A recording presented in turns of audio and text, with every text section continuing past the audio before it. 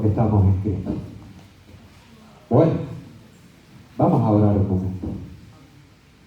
Te damos gracias, Señor, por tu presencia en este lugar y en este momento. Te damos gracias por habernos traído tú para alabarte, para bendecirte, para exaltarte, para descargarnos en ti, Señor Jesús, y para ser reanimados en ti, para ser también enseñados por ti. Por eso pedimos ahora que tú bendigas este tiempo, que tu nombre sea exaltado, que tu iglesia sea edificada, que nuestras vidas sean bendecidas con tu palabra, que corra tu palabra y sea glorificada en este momento y en este lugar, para tu gloria y nuestra bendición. En Cristo Jesús, amén, amén y amén. Amén. Bueno, hermanitos, estamos ya al pique de terminar Efesios. Nos queda ya solo la semana que viene, Dios mediante. Así que nos vamos a ir al capítulo 5 del libro de los Efesios y vamos a tener, como en las restantes ocasiones, un vuelo más o menos de pájaro sobre el capítulo, porque da más de sí de lo que nos daría tiempo a ver durante este ratito, ¿verdad? Pero también, como en las otras ocasiones, vamos a recibir filetes de Dios. Hay gente que come lechuga, pero como nosotros no tenemos vocación conejil, pues va a recibir filetes. Enseñanza fuerte y profunda de la voluntad de Dios y del propósito de Dios para nuestra vida. Nos vamos a ir a ese capítulo 5 y vamos a leer 3 versículos de ese capítulo 5, los versículos del 15 al 17. Efesios capítulo 5, versículos 15 al 17, que dice así: mirad, pues, con diligencia cómo andéis, no como necios, sino como sabios, aprovechando bien el tiempo, porque los días son malos. Por tanto, no seáis insensatos, sino entendidos de cuál sea la voluntad del Señor. Voy a leerlo otra vez. Si queréis podéis sentaros y si no, permanecer aquí. Mirad con diligencia cómo andéis, no como necios, sino como sabios, aprovechando bien el tiempo, porque los días son malos.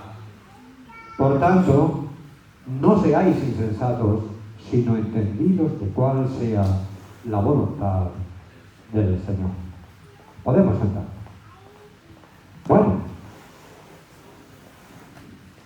como digo, en esta carta de los Efesios hay una enseñanza muy profunda al que muchos de los sabios de este mundo no tienen acceso, porque sencillamente no han sido convertidos y no han recibido el Espíritu Santo, el cual es el que conduce al hombre a toda la verdad. En esta carta hay mucho conocimiento. En este libro hay un conocimiento para el que toda una vida dedicada al estudio continuo de él, como si fuera tu trabajo, no haría que lo abarcara. No hay en una vida suficiente tiempo para poder comprender todo el conocimiento que aquí hay. Y es que la vida cristiana contiene mucho conocimiento. Yo lo he visto. Yo he quedado alucinado, hermanitos, con hombres de Dios que tenían un tremendo conocimiento. Sergio Ojeda Era un pastor que estuvo colaborando con la Iglesia Evangélica Española durante mucho tiempo. Y yo iba a dar los cultos a Badajoz, desde Mérida, y allí me encontraba con el hermano Sergio.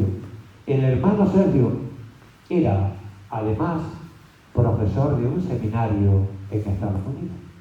Bueno, he conocido a Samuel Pimentel. Él era un pastor que le escuchaba, y una vez terminado el culto salías como una moto del culto. Es una frase muy española eso de estoy como una moto. Bueno, quiere decir que estás vitalizado, que te rompes, He conocido muchos hombres que tenían un tremendo conocimiento, pero lo grande y lo precioso de la vida cristiana es que no se queda solo en conocimiento. La vida cristiana es conocimiento, pero va más allá del conocimiento. La vida cristiana es un conocimiento basado en la experiencia. Esa es la madre del Evangelio. Hay gente que estudia teología, hay gente que estudia lengua bíblica y no conoce al Señor. Solo conocen esa parte del conocimiento intelectual, del hebreo, del bíblico, de la teología, pero no han llegado a conocer al Señor, de manera que se quedan a medio camino. Pero la voluntad de Dios no es que nadie se quede a medio camino. La voluntad de Dios es que tengamos un conocimiento que nos sirva para una vida práctica. ¿Por qué? Porque el conocimiento cristiano, la información que la Escritura te da, dirigido por el Espíritu Santo, que es el que en realidad te lleva a conocer la verdad, es un conocimiento que transforma la vida. Es un conocimiento que transforma la vida. Y que porque transforma la vida, se acaba viendo en los hechos. Tú ves al médico y el médico es estupendo. Llegas allí, te atiende, tiene experiencia, tiene conocimiento, te da con la tecla. Pero cuando el médico sale de allí, ¿sabes lo que es? Una persona normal y corriente. Tiene un conocimiento, sí, pero su vida no es transformada. El cristiano recibe un conocimiento con un objeto, con un sentido, con un fin. ¿Cuál es? El que tu vida sea transformada y ya no sea el mismo hombre que eras, ni la misma mujer que fuiste. Hay un himno que dice: por la gracia de Dios ya no soy lo que fui. ¿Por qué? Porque el conocimiento del Evangelio, de que tú eres pecador, de que yo soy pecador, de que Dios ha puesto un cordero, de que en ese cordero llamado Jesucristo hay perdón para mis pecados, de que al confesar a Jesús como Señor y Salvador, Dios me adopta como su hijo, y a partir de ahí Él me va a transformar en un ser nuevo, con un futuro nuevo, con unos frutos nuevos en Cristo. El Evangelio es más que conocimiento. El Evangelio es estar en Cristo. Cuando tú estás en Cristo, te viene el conocimiento. Y como fruto del conocimiento, te viene una transformación de tu vida, de tu carácter, de tus situaciones, de tus relaciones, de todo. Porque el Evangelio abarca al hombre completo. Dios se interesa en el hombre completo. El hombre con sus necesidades, el hombre con sus sueños. El Evangelio es total para nuestra vida. Por eso, porque el Evangelio tiene que ser total en nuestra vida, lo primero que dice en el versículo 1 el amigo Pablo es: sed imitadores de Dios como hijos amados. La primera característica que infunde en ti el Evangelio es que te hace hijo de Dios. Y el que no tiene hijos, a lo mejor no lo sabe por experiencia personal, pero los padres, los que hemos tenido ya hijos, sabemos que una de las características del hijo es parecerse al padre. Y no estoy hablando de los rasgos genéticos, que eso va de suyo y no te falta ni que tú te preocupes. Al final, de tal palo, tal astilla. Ves a un niño y automáticamente, si conoces al padre o a la madre, ya sabes de quién es. No estamos hablando aquí de los rasgos físicos, estamos hablando aquí del carácter. Un niño intenta emular a su padre. ¿Sabe por qué? Porque para un niño la referencia es su padre. Su padre. Para un niño no hay nadie más grande que su padre y que su madre. Para un niño no hay nadie a quien más imitar que a su padre y a su madre. Y esa misma actitud que tú ves instintivamente en el niño es la que debe haber conscientemente en cada uno de nosotros. Nosotros debemos imitar a Dios porque somos hijos de Dios. De tal palo, tal astilla, dice un refrán español. Y aquí se podría aplicar, aun sabiendo que la semejanza entre Dios y nosotros va a ser siempre abismal, puesto que Él es el Dios infinito y nosotros somos criaturas finitas. Él es el Dios perfecto santo y aún nosotros seguimos siendo pecadores. Pero somos hijos de Dios. A aquellos que le recibieron, les dio el poder y la potestad de ser hechos hijos de Dios. Juan 1:12. Tú y yo somos hijos. Y como hijos de Dios, debemos imitar a Dios.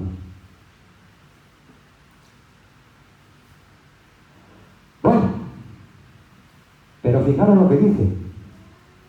En el versículo 2 está dando una norma de vida. Andar en amor. Andar en amor. Eso es una norma de comportamiento para hoy, para mañana, para pasado. Para cuando estás en casa, cuando estás en la escuela, cuando estás en el trabajo, o cuando estás paseando o tomando café. La Escritura es muy clara. Somos llamados a andar en el amor. ¿Y sabes por qué? Por lo que te está diciendo el versículo 1 del capítulo 5, como hijos amados. Tú y yo fuimos amados. Lo que ha cambiado nuestra realidad y nuestro futuro de perdición a salvación, de estar fuera de Dios a ser hijos de Dios, fue el amor. Por tanto, es nuestro deber andar en amor. ¿Qué es andar en amor, amigos? Algunos no saben lo que es el amor. En esta sociedad se está enseñando que el amor es simplemente un sentimiento que va y que viene. Pero eso no es el amor. El amor no es un sentimiento, aunque el amor tenga sentimiento. Claro, cuando te enamoras de una mujer, es evidente que acaba surgiendo un sentimiento especial hacia esa persona, que como todas las demás, pero ese sentimiento acaba haciendo que para ti sea diferente. Y cuando una mujer se enamora de un hombre, es exactamente lo mismo. Hay un sentimiento, pero bíblicamente hablando, el amor no es un sentimiento. ¿Sabes lo que fue bíblicamente hablando el amor? El amor fue que el Dios de gloria, el Hijo, se hizo hombre. Y por mí, para salvarnos a ti y a mí. Vivió una vida de justicia perfecta que Dios te va a exigir a ti y me va a exigir a ti para poder ser salvo. Él la vivió en tu nombre y en el mío. Él fue a la cruz del Calvario, derramó su sangre siendo justo, como si fuera un pecador, porque estaba llevando tu pecado y el mío. Murió pagando nuestra deuda, resucitó para nuestra salvación y victoria. Y ahora está en el cielo intercediendo por nosotros. ¿Sabes lo que es eso? Eso se llama amor. Pero ¿sabes lo que son? Son hechos. Hechos. Esos son hechos reales de la vida de Cristo para, resguardando la santidad de Dios, poder salvar al hombre pecador que confíe en el nombre de Jesús. Por eso, el amor, aunque tiene sentimiento y preferencia especial, no consiste simplemente en sentimientos, consiste en hechos. En hechos que son palpables. En hechos que son bendición. Y la Biblia dice en Romanos 5:5 que el amor de Dios ha sido derramado en nuestros corazones por el Espíritu Santo que nos fue dado. Entonces, nosotros debemos andar en el amor porque Dios no nos está pidiendo un imposible. Nosotros hemos recibido el amor. Nosotros hemos recibido la capacidad para amar de verdad. Solo que tenemos que entender que no un sentimiento, aunque incluye sentimientos, que es sencillamente buscar el bien de los demás y buscar la gloria de Dios. Cuando tú muestras que amas a Dios, cuando todo aquello que tú estás haciendo es para la gloria de Dios, buscando la gloria de Dios. Y cuando tú amas al prójimo, cuando estás haciendo todo lo que haces por su bien, para su bendición. De manera que cuando tú ayudas a un hermanito, estás amándole. Cuando tú intercedes por un hermanito en oración, estás amándole. Cuando le das una palabra de ánimo y de aliento, estás amándole. Cuando le das un saludo con cariño, estás amándole. Cuando le echas una mano en un problema, estás amándole. El amor va más allá del sentimiento. El amor son hechos, frutos, realidades que obra Dios en nosotros. Por eso digo que estamos capacitados para poder amar. Porque Dios es, según San Pablo, el que obra en vosotros el querer y el hacer por su buena voluntad. Precisamente porque nos ama. Bueno, y precisamente por eso, hermanitos, somos llamados a andar en amor, como también Cristo nos amó y se entregó a sí mismo por nosotros, ofrenda y sacrificio en olor fragante. Pero el amor incluye algo más. El amor incluye la presencia de todo lo bueno y la lucha real, sincera y esforzada por erradicar todo lo malo. Todo lo malo con relación a los demás, todo lo malo con relación al Señor. Por eso dice aquí, en el versículo 3, pero fornicación y toda inmundicia o avaricia, ni aun se nombre entre vosotros como conviene a santos. Y dice más en el 4, ni palabras deshonestas, ni necedades, ni truhanerías que no convienen. Bueno, no podemos, hermanitos, si andar en el amor, andar desciendo al Señor, andar en la fornicación, por ejemplo. Porque aquí habla de varios temas. No es únicamente una cosa la que puede estar mal, de hecho está mal en el mundo y puede acosarnos a nosotros. Nosotros no podemos andar como los que están fuera. No podemos andar en fornicación. Eso es algo que es común ahí fuera. Y eso precisamente porque es común ahí fuera, puede tentarnos a nosotros en algún momento dado a través de alguien que conocimos. Pero una cosa es que los pájaros vuelen sobre tu cabeza, decía Martín Lutero, que eso tú no lo puedes evitar, y otra cosa es permitir que hagan su nido en tu cabeza. Eso sí lo puedes evitar. Y son dos cosas muy distintas. El pájaro puede volar a tu alrededor y puede volar sobre tu cabeza. No puedes evitarlo. Estás en medio de un mundo malvado y pecador, que además está siendo usado por el maligno con intención de hacerte caer, pero puedes evitar que ese pájaro se pose en tu cabeza y haga sonido en ella. Pero no simplemente está ese tema. Luego, hermanitos, hay inmundicia mental. Inmundicia mental. Porque aquí dice toda inmundicia. Para un judío la inmundicia era tocar un animal impuro. O era tocar un cadáver. Para el creyente que sabe y conoce la voluntad de Dios, hay muchos tipos de inmundicia. Hay una inmundicia llamada orgullo o soberbia. Hay otra inmundicia que puede ser andar en historias que Dios no quiere. El creyente está llamado a vivir en el amor. Y el amor es hacer a los demás aquello que es bueno para ellos y no hacer el mal.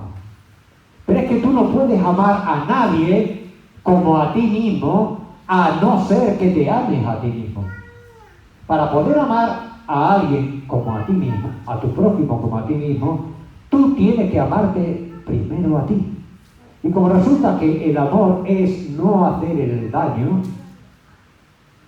tú y yo estamos llamados a huir, a evitar en todo lo posible toda esta serie de historias. Fornicación, inmundicia de cualquier tipo o avaricia. ¿Saben?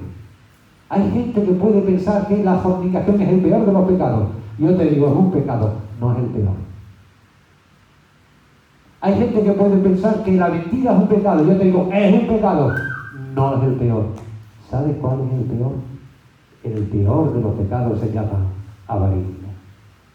La avaricia es una rebelión contra la voluntad de Dios. Dios controla tu vida y Dios te está dando todo aquello que Él tiene para ti en este momento conforme a sus planes, que son lo mejor para ti, aunque tú no lo entiendas.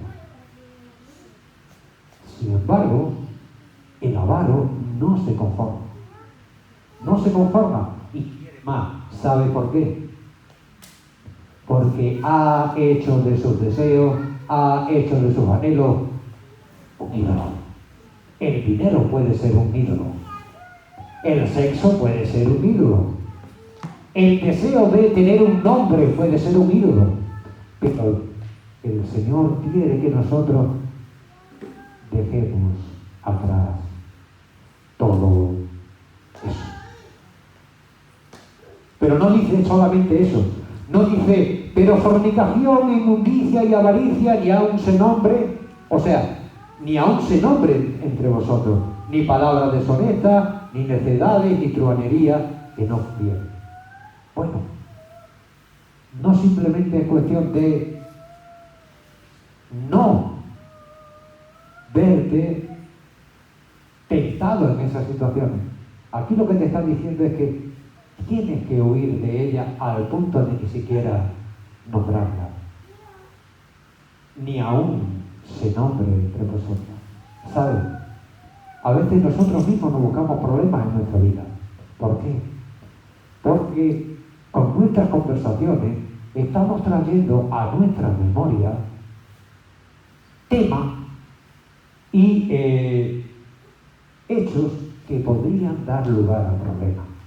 O sea, si yo estoy pensando mucho en el sexo, fuera del marco del matrimonio, antes o después acabaré cayendo en el sexo fuera del marco del matrimonio. El hombre que tiene una mujer no le es infiel de un día para otro. Hoy mira a una muchachita y aparta la mirada. Mañana se recrea la mirada. Pasado empieza a pensar que es preciosa. Traspasado va a pensar que qué tal si se pudiera tomar un café con ella. Poco a poco, porque está pensando en eso, el pecado le va seduciendo y le va envolviendo. Por eso, aquí el consejo es: no pienses en eso. Cuando te venga, échalo fuera. Por eso, dice aquí la Escritura que no pensé en ese tipo de historia.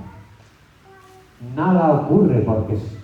Y nada ocurre de un día para otro, ni de un momento para otro.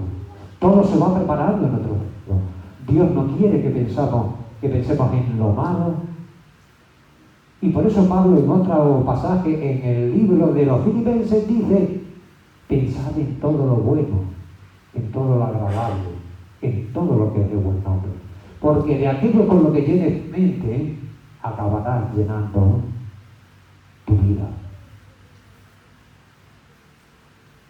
Por eso, precisamente, porque de aquello de lo que llenes tu mente vas a acabar llenando tu vida, el consejo del apóstol Pablo en el versículo 4 es: ni palabras deshonestas, ni necedades, ni truhanerías que no convienen, sino antes bien acciones de gracias.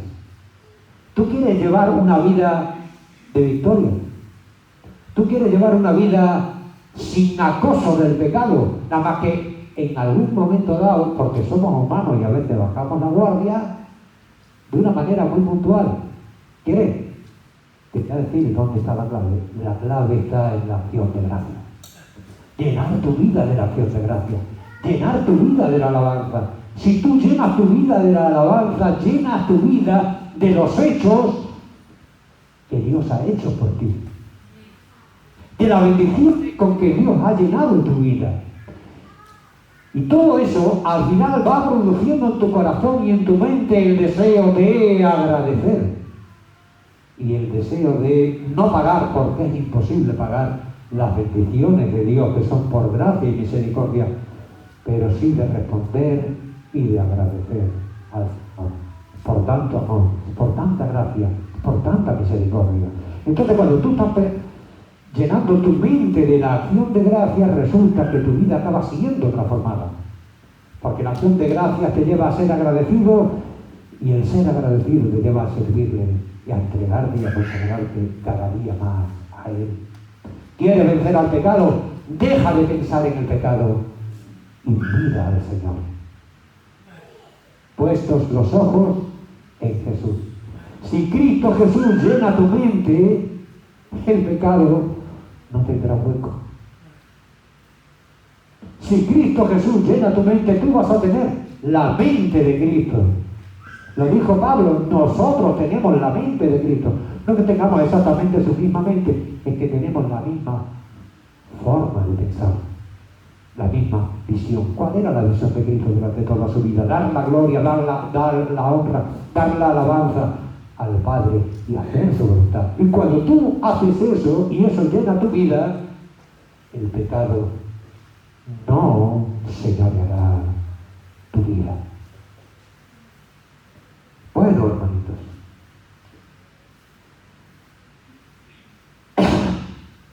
en el versículo 6, esto es bueno, especialmente para los jóvenes. Nadie os engañe con palabras vanas. En el versículo 6 se trata de una realidad que ocurre hoy. La verdad es que el cristiano es como un pingüino en el Sáhara. Un pingüino en el Sáhara pega poco con el paisaje, pega menos con el clima, porque está fuera del lugar. Y nosotros estamos fuera del lugar. De hecho, nuestra ciudadanía no está aquí, está en el cielo. Y de hecho, nuestro destino no es quedarnos aquí, es llegar al cielo. ¿Por qué? Porque tenemos otra mentalidad, tenemos otra visión, tenemos otros valores, tenemos otra realidad. Pero concluimos como una realidad muy distinta. Y dice aquí la Escritura, nadie os engañe con palabras vanas. ¿Sabes por qué? Porque en este mundo continuamente están tratando de engañar a los que están fuera e intentándolo con los que están dentro. O sea, no pasa nada si tú tienes una novia y te comportas con ella como si fuera su marido.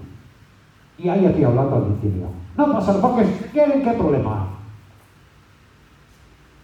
No pasa nada si tú naciste hombre, pero resulta que desde niño te empezaron a comer el coco en los colegios, que ahora ocurre ese peligro, para hacerte creer que eres mujer.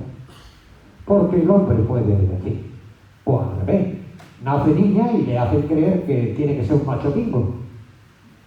Bueno, no pasa nada si se asesina a una criatura o a 100.000 como se están asesinando en España. Un río de sangre cada año. Este mundo dice que no pasa nada. Pero la Biblia aquí lo que te está diciendo es que por estas cosas viene la ira de Dios sobre los hijos de desobediencia. Que no te engañen. Que el hecho de que la gente piense en su mayoría que algo es bueno, no quiere decir que necesariamente sea bueno. ¿Sabe? Adolfo Hitler llegó al poder en Alemania por la fuerza de los votos. Por la fuerza de los votos. Pero era un hijo del diablo. O sea, a veces la mayoría se equivoca. Y en este caso, la mayoría se equivoca porque están contradiciendo la voluntad de Dios. Vivimos en medio de un mundo que tiene unos valores torcidos. Y a los jóvenes van a intentar convencerles de que no pasa nada. Pero sí pasa. Pero sí pasa. Pero no solamente es en el mundo, hermanito. Hay que tener cuidado porque a veces puedes dar hasta con gente que aparentemente es seria, que aparentemente es espiritual, pero que son como los gnósticos. Cuidado. Hay algunos que dicen, bueno, el tema del pecado es muy relativo. Porque el tema del pecado, el según qué pecado, solo va a influir en el cuerpo. Entonces, como influye solamente en el cuerpo, pero no es algo que afecte al espíritu, pues podemos pecar sin problema ninguno. Los gnósticos son aquellos que piensan que la carne no tiene importancia. Y que por tanto no hay por qué guardarse. Que lo importante es el espíritu. Que tu alma no se vea contaminada.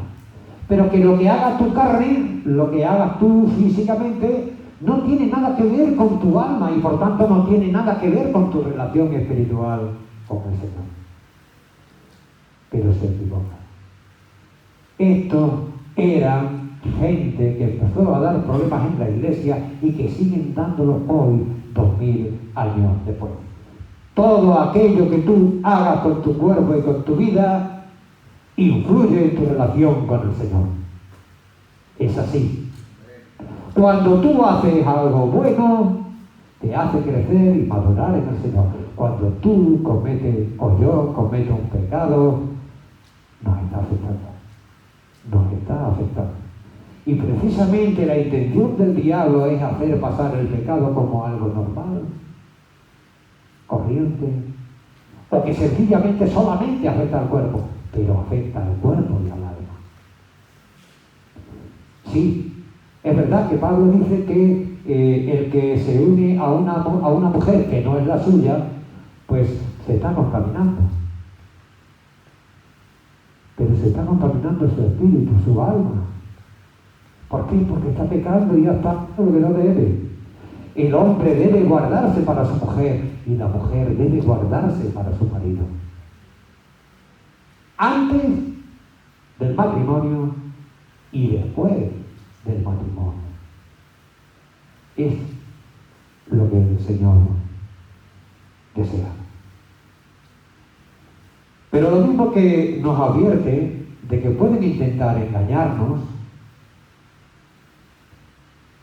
con este tipo de cosas, nos dice que no participemos en ello.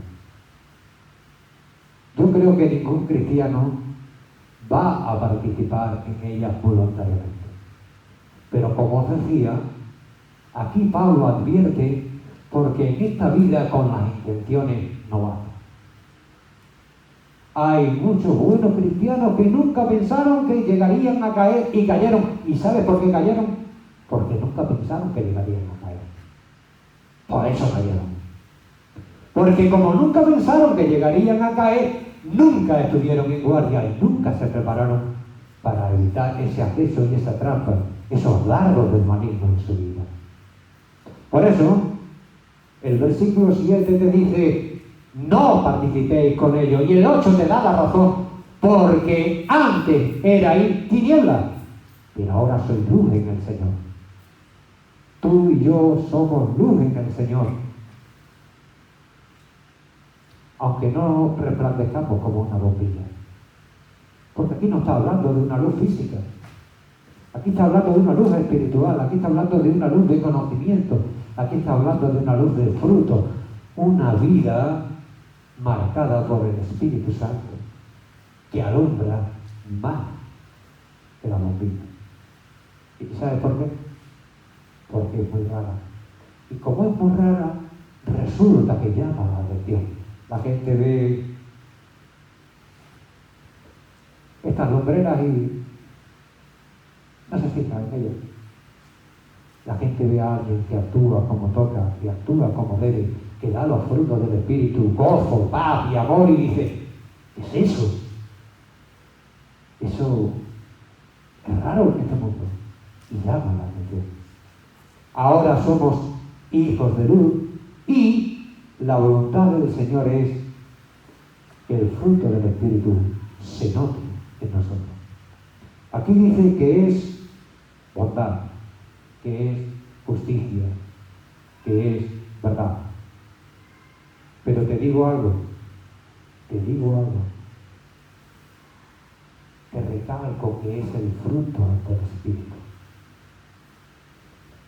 Hay gente que intenta vivir la vida cristiana con sus fuerzas. Tienen buena intención, pero la buena intención no es suficiente. ¿Por qué? Porque tenemos una naturaleza caída. Entonces ocurre algo cuando tú tienes un problema, hay dos opciones: lo arregla el Señor o lo arreglas tú. Cuando tú tienes que hacer algo, hay dos opciones: lo haces tú o lo hace el Señor. Si tú y yo lo hacemos, probablemente saldrá un churro. Si es el Señor el que lo hace, saldrá bordado.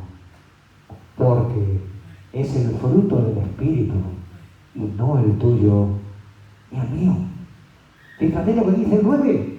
El fruto del Espíritu es en toda bondad, en toda justicia, en toda verdad. Aquel que vive en la comunión del Señor puede y debe esperar que el Espíritu de Dios obre. Y va a obrar. Y va a obrar milagros en tu vida. Va a obrar milagros en la mía.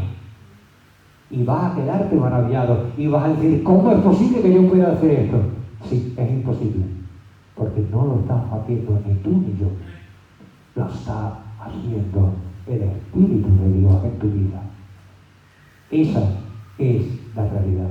¿Por qué un hombre que acaba de convertirse antes hacía un montón de historias completamente negativas y de repente tú ves un cambio que te quedas con la boca abierta? ¿Porque lo está haciendo él? No. Porque él de suyo hubiera seguido haciendo lo mismo. Porque el Espíritu de Dios da frutos. Gozo, justicia y verdad. Y sabes, buscando lo que es agradable al Señor. Una de las necesidades que tenemos es descubrir y vivir la voluntad de Dios para nuestra vida. Porque en esa voluntad de Dios para nuestra vida vas a ser plenamente feliz más allá de tus propios sueños. Pero tienes que descubrirla. Esa voluntad de Dios para tu vida y para la mía abarca dos facetas. Una es la general, la otra es la particular. La general de la voluntad de Dios para tu vida es la misma que para la mía. Vivir en Cristo, estar en Cristo, alabar a Cristo, crecer en Cristo, dar tu vida y dar tu tiempo a la comunión con el Señor y a alimentarte de su palabra. Todo para su gloria y todo para tu edificación. Precisamente para que después, una vez que todo eso se está produciendo, pueda cumplirse en tu vida la segunda parte de la voluntad de Dios. Y es que Dios tiene una voluntad común para todos nosotros, que es nuestro crecimiento y nuestra santificación, y la otra es específica, particular y personal, que son los planes que Dios tiene para ti. Y aquí nos está diciendo que tenemos que comprobar, que tenemos que averiguar cuál es la voluntad de Dios para nuestra vida. ¿Sabes cuál es? Yo no. Yo no sé cuál es la voluntad de Dios para mi vida. Hay una cosa que tengo cierta. La única manera de que se cumpla la voluntad de Dios para mi vida con certeza es estando, andando en Cristo, sentado en Cristo, confiado en Cristo y viviendo no yo, sino Cristo en mí. Porque cuando mi vida no la vivo yo, sino que la vive Cristo, entonces todas y cada una de las promesas y de los planes que Dios tiene para ti serán sí y serán amén. No sé en qué consiste tu futuro, pero sé que está enraizado en Cristo y conectado a Cristo y depende de tu relación con Cristo. Bueno, por eso vamos a ver, hermanitos, porque a ver dónde estamos. Nos vamos a ir, hermanitos, al versículo 15. A partir de ahí. Sí. Bueno, solamente comentaros, esto ya es simple información. ¿Habéis visto el versículo 14? Muchas veces encontrarás en las cartas, en los evangelios, que te viene un texto que te suena al Antiguo Testamento y una letrita que te manda al texto en concreto. Pues quiere decir que está citando ahí en ese momento el Nuevo Testamento un texto del Antiguo Testamento. Pero aquí, si os dais cuenta, viene la misma presentación del versículo que cuando se cita al Antiguo Testamento y no hay ningún texto del Antiguo Testamento. Despiértate tú que duermes y levántate de los muertos y te alumbrará Cristo. ¿Sabes lo que era? Era un antiguo corito. Era lo que nosotros hoy entendemos por coro, por alabanza, por himno de la iglesia primitiva. Un coro que fue incluido por Pablo como palabra de Dios bajo la unción del Espíritu Santo. Vamos ahora al 15. En el 15 nos dice: mirad, pues, cómo andáis. ¿Sabes? Ahí en este texto nos está llamando a todos a analizar nuestra vida, porque todos tenemos necesidad de mejorar nuestra vida. Uno en una faceta, otro en otra faceta. Uno tal vez hayamos andado más, otros tal vez hayamos andado menos. No hay nadie que haya llegado a la meta, al premio de supremo llamamiento de Dios en Cristo Jesús. Por tanto, todos estamos en el proceso y todos tenemos que analizar nuestro proceso, nuestro progreso, nuestra situación, nuestra realidad. ¿Estamos caminando en la dirección correcta? ¿O estamos permitiendo que haya cosas en nuestra vida que nos despisten?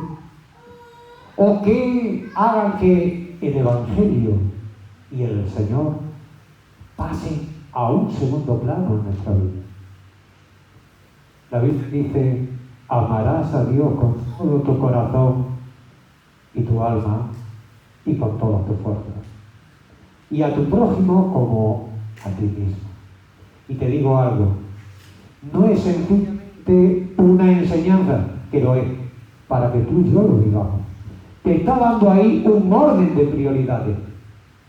En la vida hay prioridades. Está antes tu familia en el Señor, o sea, tu familia en cuanto tú eres responsable de ellos en Cristo Jesús, en la iglesia. Pero está antes el Señor de tu familia. En la vida hay prioridades y por eso aquí te está diciendo: mirad con diligencia cómo andáis. ¿Sabes por qué? Porque hay hombres y mujeres que tienen la prioridad correcta y hay hombres y mujeres que tienen una prioridad incorrecta, y a veces las más tramposas de esas prioridades no son malas, son buenas. A veces las más tramposas son buenas, porque si fueran malas tú y yo las desechábamos al momento, pero resulta que son buenas, como puede ser el trabajo, y amigos. Acaba convirtiéndose eso en aquello que absorbe tu atención, que absorbe tu esfuerzo, que absorbe tu tiempo, y en un problema. En esta vida debemos tener prioridades. ¿Sabes por qué? Porque en esta vida hay muchos necios que creen que todo lo que hay es esta vida, pero no es verdad. Esta vida no es todo lo que hay.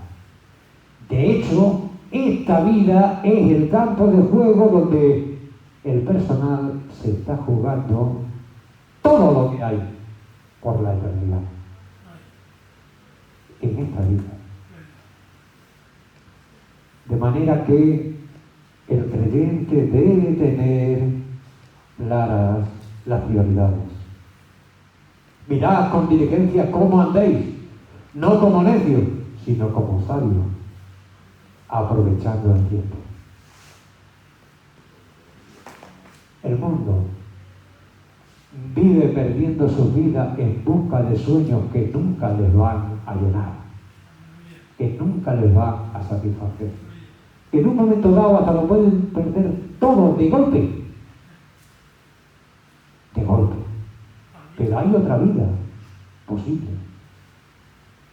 En este mundo se pueden llevar dos vidas, la de los necios y la de los sabios. ¿Y sabes quiénes son los sabios? Los sabios son los que dan importancia a lo eterno, a la relación con el Señor. Porque saben que lo temporal, primero, pasará. Y segundo, en aquel que se centra en el Señor, será provisto por el Señor. Hay otra manera de vivir. Y esa es la mejor. Esa es la que de verdad se puede llamar vida. Emplear tu vida en conocer a Dios, en saber cómo fuiste conocido. Sabes, tú estás aquí porque un día fuiste conocido en la eternidad.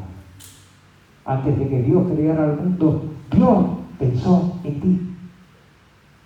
Lo que quiere decir que como Dios no te pasó por alto, sino que pensó en ti, Dios te amó a ti. Lo que quiere decir que tiene un propósito para tu vida.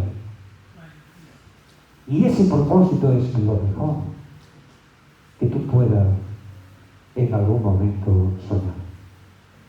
Por eso, aquí nos insta a que miremos cómo andamos, no como necios, sino como sabios, aprovechando bien el tiempo. Versículo 16, hermanito. ¿Qué es aprovechar bien el tiempo? Porque los días son malos.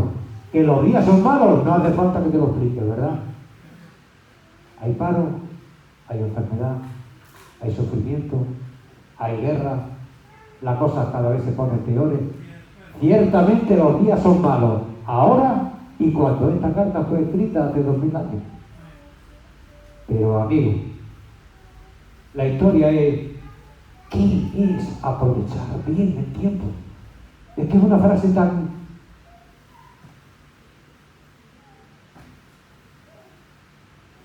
Cualquiera, según su visión, según sus intereses, va a tener una idea distinta de qué es aprovechar bien el tiempo. Si se lo dices a un tío que está obsesionado por el trabajo y por el ganar, te va a decir que aprovechar bien el tiempo es no dormir y no descansar, porque mientras estás trabajando estás facturando, porque ha hecho del dinero el ídolo de su vida. Si se lo dices a un niño que anda por ahí, te va a decir que aprovechar bien el tiempo es sencillamente ponerse hasta las trancas de alcohol y abusar de una niña si puede. Pero si se lo dices a un cristiano, ¿qué es aprovechar bien el tiempo? Te diré, aprovechar bien el tiempo es que la voluntad de Dios se haga realidad en tu vida. Eso es aprovechar bien el tiempo. Dios tiene un propósito. Dios quiere que tú crezcas. Y a través de todas las situaciones que tú estás viviendo, que yo estoy viviendo, ese propósito de madurarnos, ese propósito de fortalecernos, ese propósito de hacernos crecer, se va cumpliendo. Y eso es aprovechar bien el tiempo. Ayer hablaba yo con Margot y le decía que me hubiera encantado haberla conocido mucho antes. ¿Sabéis lo que me dijo? Dios tiene su tiempo, y tiene razón. Y me dijo, yo estoy muy contenta por toda la vida que he tenido, porque la he aprovechado en el Señor en su tiempo. Eso es aprovechar el tiempo. Que Dios esté obrando en tu vida, transformándote a su imagen y semejanza, cumpliendo sus propósitos en ti, haciéndote dar fruto para su gloria. Eso es de verdad aprovechar bien el tiempo. Cuando tú vives en la comunión con el Señor, cuando, como decíamos antes, ya no vivo yo, vive Cristo en mí. Cuando Cristo vive en tu vida, entonces es cuando tú vas a cumplir 50, 60, 70 o 80 años y vas a mirar para atrás y te vas a sentir satisfecho. Porque aprovechaste bien el tiempo. Aprovechar bien el tiempo es conocer a Dios, tener comunión con Dios, servir a Dios. Con todo lo que va a conllevar para ti, que en algunas cosas va a ser diferente con relación a otros hermanos. Pero eso es aprovechar bien el tiempo. Cuando haces eso, es cuando llevas una vida que de verdad se puede llamar vida. Entonces es cuando ocurre eso. Bueno, Pero fijaros, aquí nos dice, en el versículo 21, vamos a entrar ahora en otro tema, porque si no, no nos va a dar tiempo. Y yo creo que no nos va a dar tiempo. Porque el sermón estaba planificado en dos partes. Una era la que hemos dado y la otra era la que falta. Ya que la que falta es curiosa, ¿sabéis? Pero yo creo que la que falta la vamos a dejar para el próximo día. Ahora, eso sí, va a traer migas, ¿eh? Eso ya os lo anticipo. Va a traer migas el someteos los unos a los otros. Que el Señor os bendiga.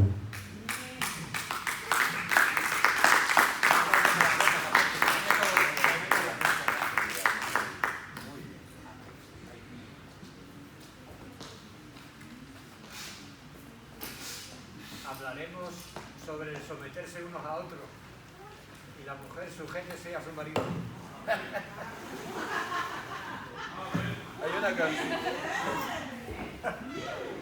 Hay una canción creo que